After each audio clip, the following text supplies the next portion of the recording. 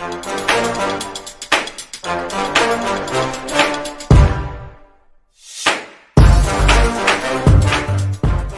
everybody, back again. Today we're starting on another sword.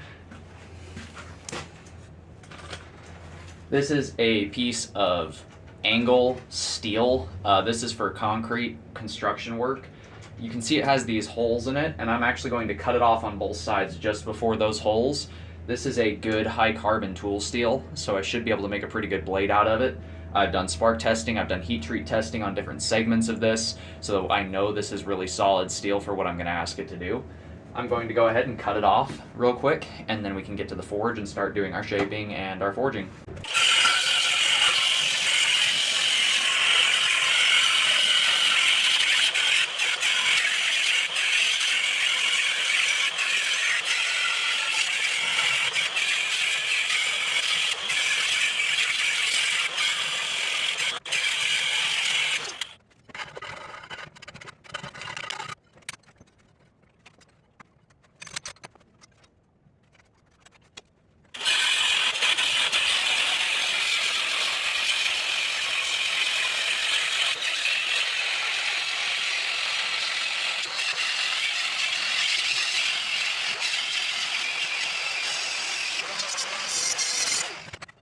I've gone ahead and I've cut off all that excess I'm not going to be needing. The next step is going to be go over to the forge, flatten this out so we can start to do our shaping and start to make our sword blade. We've got about 24 inches that's going to become blade and about 6 inches that's going to become the handle or the hilt section. So this will be about a 30-inch sword, maybe a little longer, maybe a little shorter by the time we're done.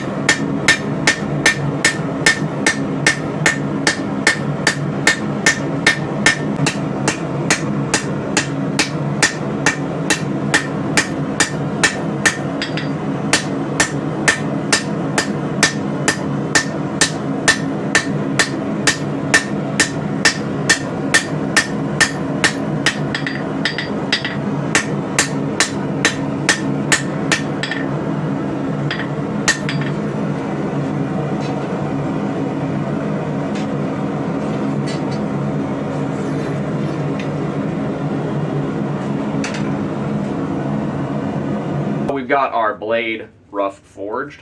As you can see, this is the opposite side where it usually bows in.